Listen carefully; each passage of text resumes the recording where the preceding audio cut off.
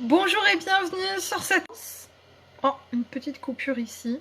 Alors l'instant T de Florence, un instant T citron pour ma part.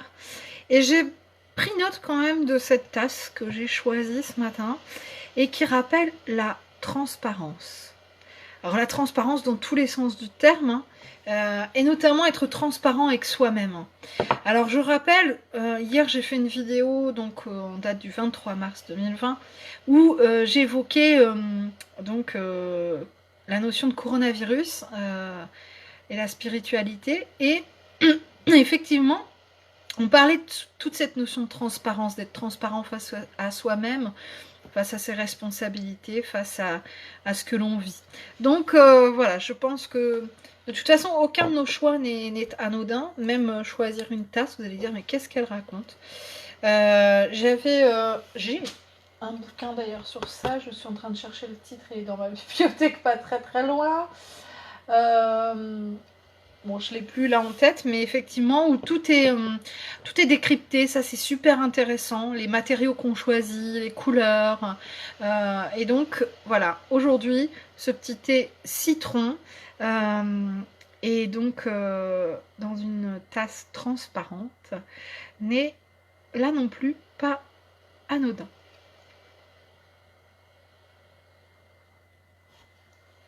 Alors dans cet instant T qui initialement est réservé par Florence, mais on est dans un moment de partage. Donc ce que je vais ici transmettre à la base pour Florence peut aussi vous parler à vous. Et c'est là tout l'intérêt des séances vidéo partagées comme ça. Donc, j'ai une allergie, alors c'est pas toujours... c'est pas toujours évident. D'où l'intérêt de boire du thé. Alors ici, j'ai choisi un premier outil pour vous, mais je l'ai déjà ouvert. C'est donc le tarot des anges de Doreen Virtue. C'est un tarot que j'utilise régulièrement. J'ai fait des séances ce matin privées, des voyances, guidances. Et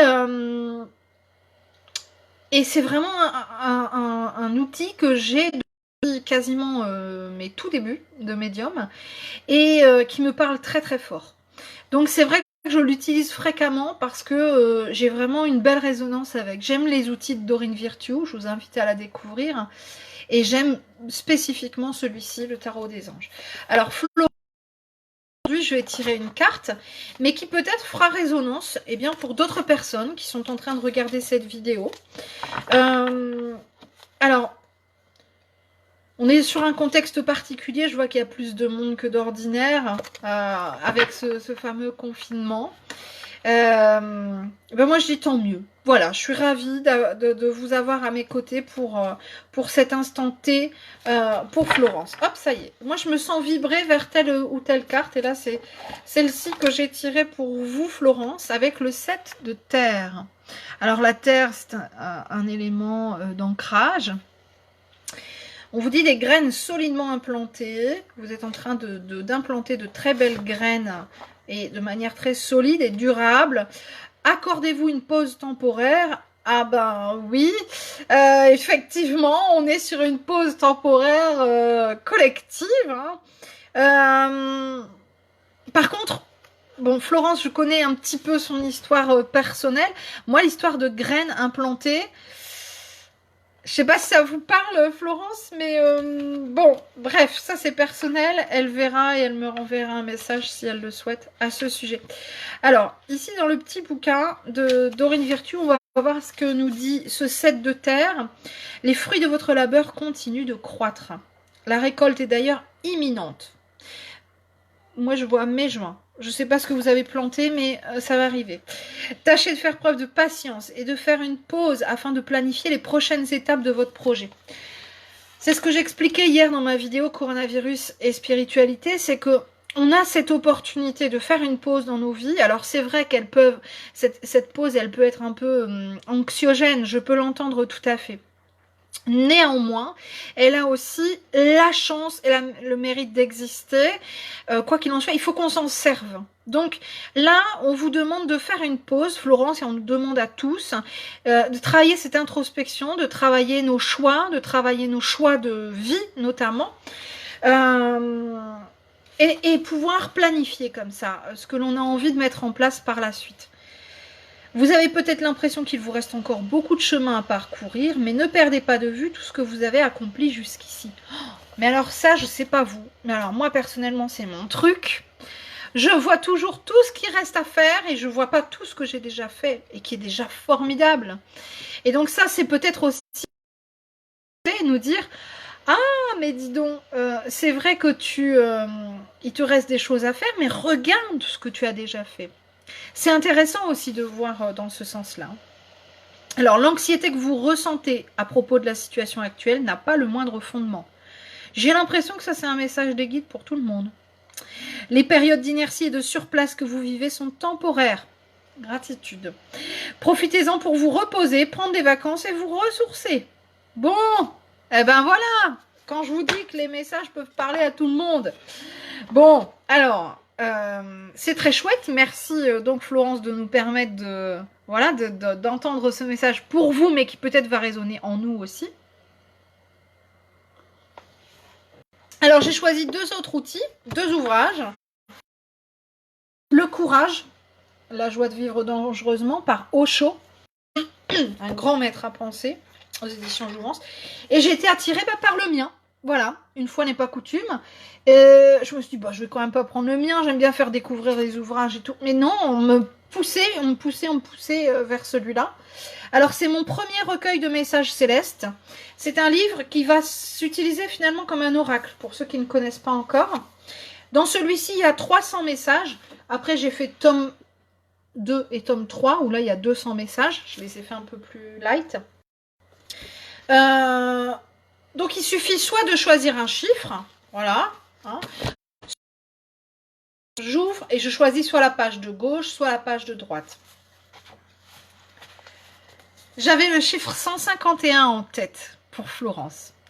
Et j'ai ouvert, vous l'avez vu, hein, au hasard, hein, à la page 151. Donc, ça confirme bien que c'est ce message-là qui est pour vous aujourd'hui. Alors, je vais vous le lire tout de suite, Florence, et je nous le lis à nous tous.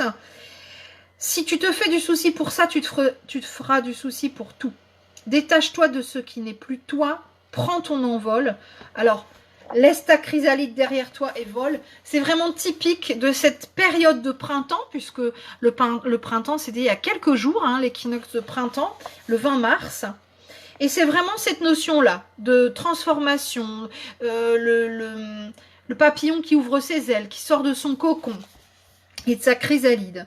Parcours le monde et distille ta bonne humeur par-dessus toi et par-dessus les toits.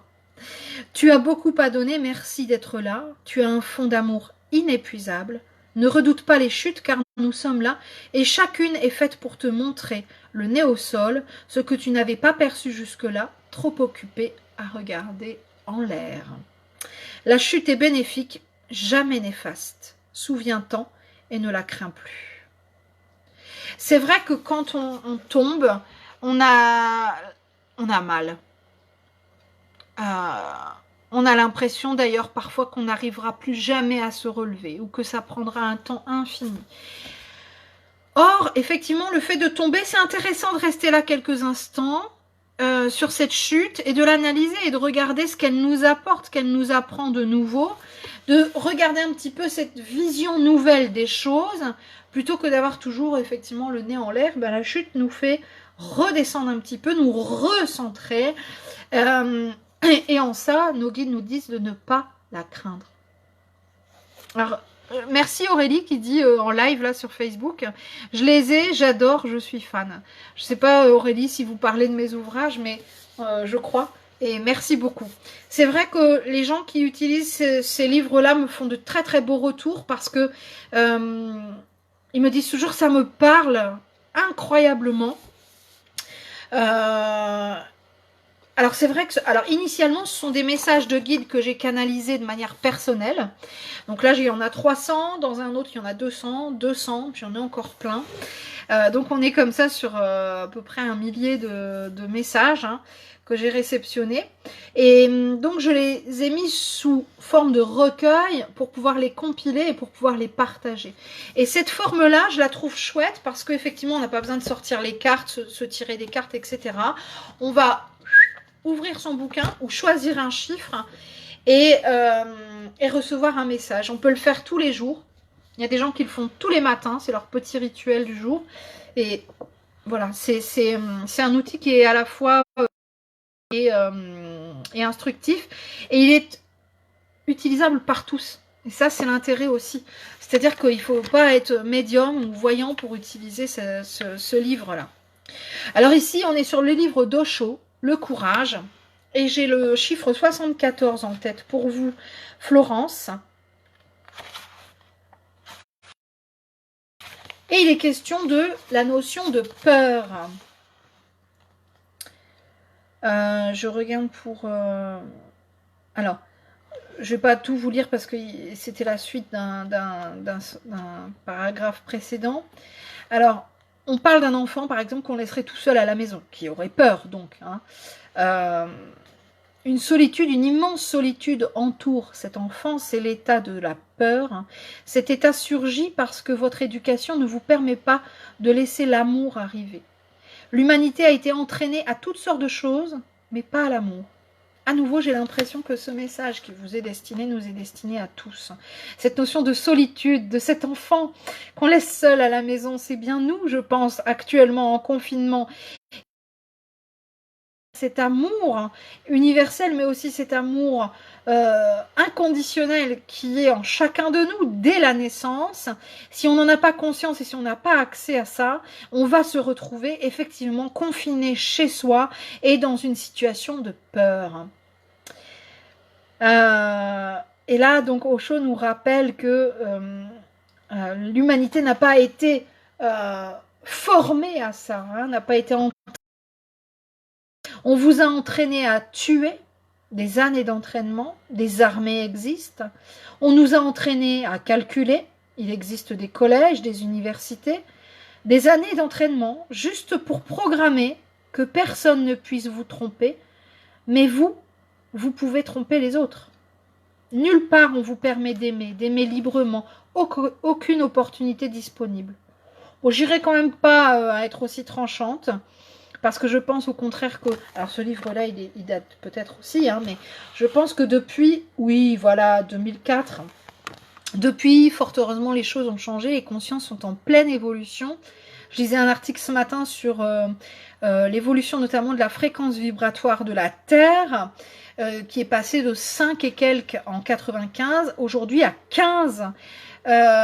Donc je trouvais ça incroyable qu'on ait triplé comme ça en 25 ans, quoi. Et, on est dans une ouverture des consciences, dans un accès à l'amour